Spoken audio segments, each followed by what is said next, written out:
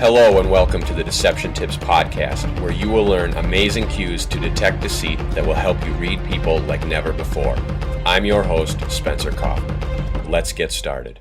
Welcome to Deception Tip number 42.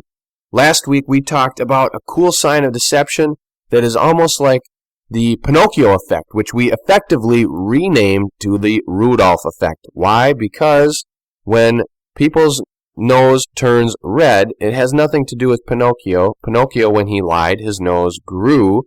Humans, when they lie, their nose kind of turns a little bit red, almost like they're blushing, but they're blushing on their nose. For some reason, it was called the Pinocchio effect because of Pinocchio, when he tells a lie, his nose grows.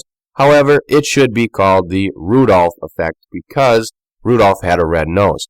Now, I understand the connection of Pinocchio and him, when he lied, something happened to his nose, whereas Rudolph, there's really nothing with Rudolph lying and why the nose was red. But humans, when they lie, their nose turns red a little bit. We brought that up briefly last week.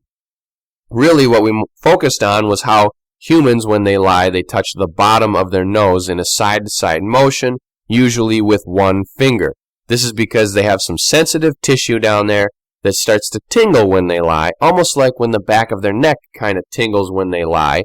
And I mentioned that with episode 38, when they have that tension that they need to massage away. Now today, we're going to continue kind of talking about that with how there's some sensitive tissue around the body that humans tend to massage away that tension or kind of touch it when they are lying. The reason they do this is because when they lie, there is some discomfort there. They are trying to do something that is unnatural. We naturally want to tell the truth. It is our unconscious's desire that the truth goes out, that it's set free. The conscious is more selfish. The conscious really wants to kind of get away with things, wants to make things easy, wants to get rid of the blame, wants to pass it off on other people. It wants to go through life happy-go-lucky, not take any responsibility, not do anything like that. It wants to be a child. The unconscious says, no, you need to grow up. You need to take that responsibility. You need to tell the truth, whatever the case may be. So they're always fighting back and forth, and the unconscious always wants that truth to come out. This is why the nose may start to tingle or be sensitive, because it is an unconscious, nonverbal behavior that is trying to come out and have the truth be exposed.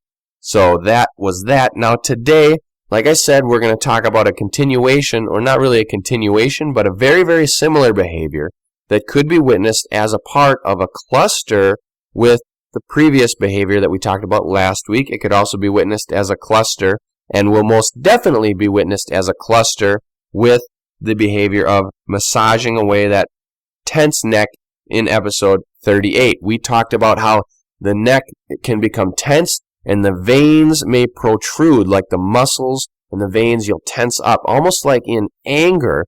When people get really mad and you start to see those veins and the tendons and stuff protrude from their neck, and it's just like they're almost like they're about to turn green or something, and that can be seen in intense anger. When people are lying, that could also be seen, but it's not from anger. It is from the tension and stress involved in telling a lie. So therefore, their neck muscles may get tense, may protrude, the veins will come out, etc. So they will want to massage away that tension. And I mentioned last week how sometimes when people lie, they may put their hand to the back of their neck, almost as if they're massaging away that tension. Now, the way that you can tell this is they're not really massaging away that tension when they do it. It's more of a quick gesture, kind of like we talked about last week with the nose being a side-to-side motion. It's not a pull-on, or it's not really rubbing the nose or holding in that sneeze type of a behavior. It's not something that they're doing for an extended period of time. This is something that is a little faster. It's a little quicker. It's more of a hand to the back of the neck, and then it's gone. So, with that, here it is. This is deception tip number 42, and it is the back of the neck. So, oftentimes, liars place their hand on the back of their neck as if to massage away the tension in telling a lie. Here it is again, deception tip number 42. Oftentimes, liars place their hand on the back of their neck as if to massage away the tension in telling a lie. So this will release tension and stress. Remember that when liars are telling their lie, they are under a tremendous amount of tension and stress. That's all they're under. They are stressed. Okay, let's break down again. I know I did this a long time ago. It was several months, but let's break it down. What goes into telling a lie? Why are they so tense and stressed? So number one, they committed something wrong. They did something wrong or they messed up somewhere. So now they're worried. Maybe they're not stressed about it. They are. They're stressed about it. They're worried or anxious about whatever they messed up with. So that's the first thing. Then they decide that, well, I don't want to be punished for it, or I don't want the consequence. So now they're stressed out about the potential consequence. They're anxious about that. So they are stressed about whatever they did. Now they're stressed about whatever the consequence could be. So they decide that they need to cover it up. They need to lie. Now they're stressed about coming up with a believable lie. So that's another thing. Then they have to tell that lie. So now they're stressed about how they can convincingly tell that lie. Coming up with it, stressed about the consequence. They're stressed about what they did. They're stressed about the lie they're telling. Now, not only do they need to tell it, but they need to worry about whether or not someone is going to believe it. So now they're stressed about that person believing the lie. Then when the situation arises and they need to tell that lie, they're stressed about the actual encounter of it. So the in-the-moment stress of, oh my gosh, they're not believing me. I'm telling it. Are they believing me? Look at their body language. I don't know what to do. I'm so worried I'm going to get caught. So that's another thing. Now they're worried about getting caught in the lie, which then is going to compound and make them worried about that consequence, because now it's no longer the consequence of whatever they messed up with. It's that consequence plus the consequence of the fact that they lied about it. So now it's like just a compound. It's a snowball effect. It starts off as this little snowball of they messed up. If they tell the truth, the snowball just gets a little bigger, then it goes away, no big deal. However, if they lie, they start rolling the snowball down the hill, and it gets bigger and bigger and bigger until pretty soon it hits a tree at the bottom of the hill and it explodes because of the tension and stress that was building up along the way, and they just can't take it anymore. So that is why there is tension and stress in lying and being deceptive. It is huge. There is a lot of tension, a lot of stress, and it comes out in the body all over the place. We're going to talk more about it coming right up after this. How about having a handy guide filled with quick tips to detect deception? Now you can. Deception Tips is an ebook with 101 cues to detecting deception. Grab your copy today at SpencerKaufman.com or any major retailer. Once again, we are on deception tip number 42. Continue to listen to this. Thank you for your continued listening to this, because it is very important for you to know the truth, to know when you're being lied to, so that you can live a more successful and happy life. It is important. Why? Success, happiness, etc. Obviously, you want to live and be happy. Why does this help you be happy? Well, if you know you're not getting taken advantage of and you know you're not being lied to, you can go through life with a little bit more peace of mind. So, today we're talking about how liars will place their hand on the back of their neck as if to massage away the tension in telling a lie. Why are they stressed? Why do they have that tension? We just went over that because in telling a lie, they're worried about so many different things. They messed up, they're telling the lie, they're worried about being caught, if they're going to be believed, etc. The consequence of not only the behavior that they did where they messed up, but also now of getting caught in the lie. So there's just a lot of tension, a lot of stress with lying.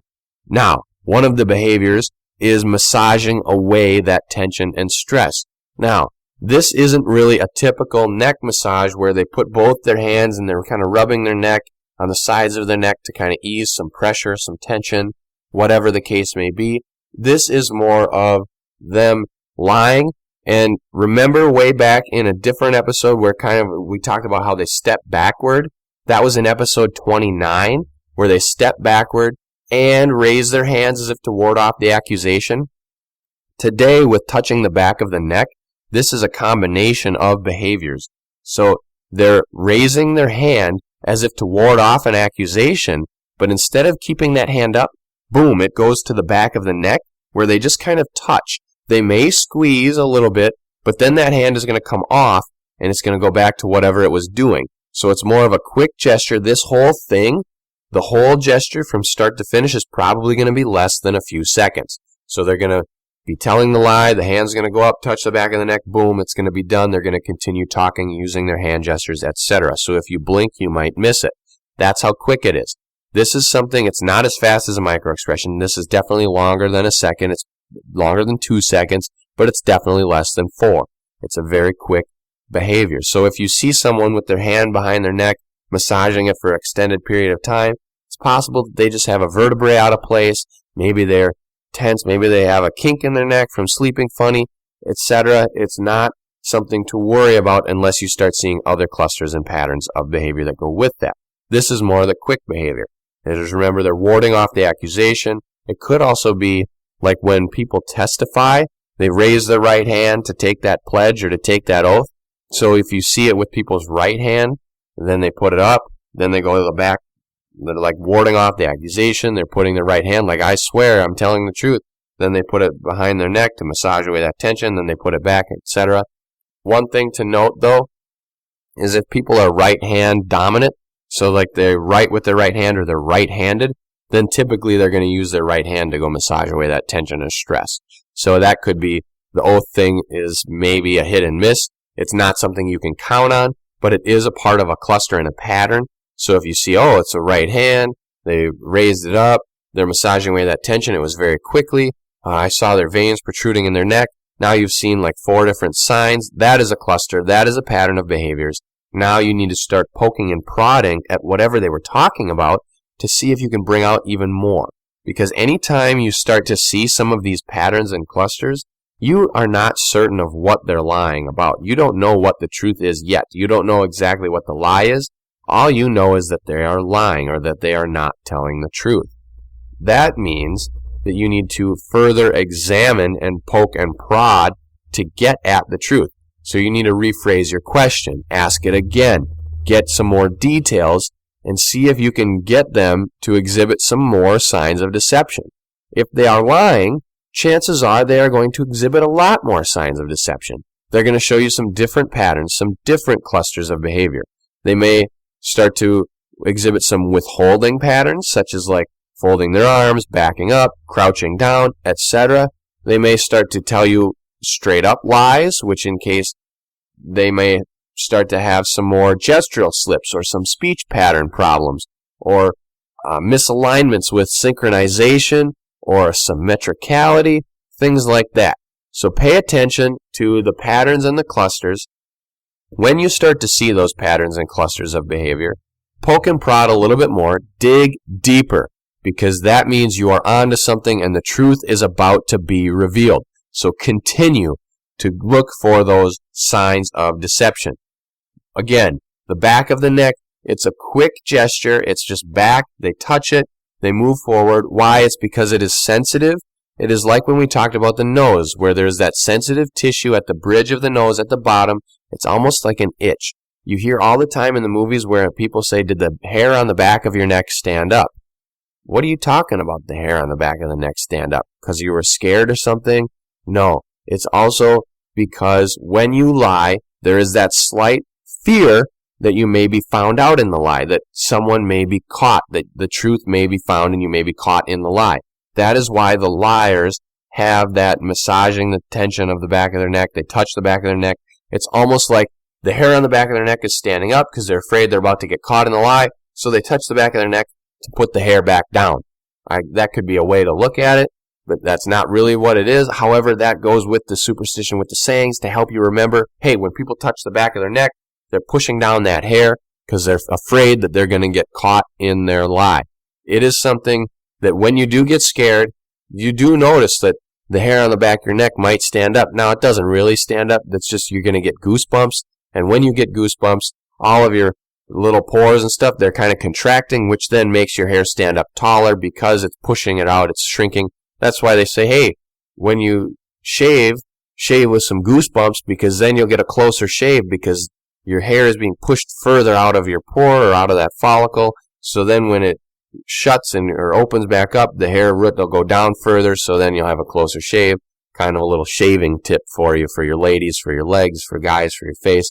However, you got a shaving tip bonus. Anyway, watch those back of the neck gestures. Remember, last week we talked about the nose, side to side, back and forth motion. Look for patterns, look for clusters. Keep listening. I want to thank you for listening to this week's episode of the Deception Tips Podcast.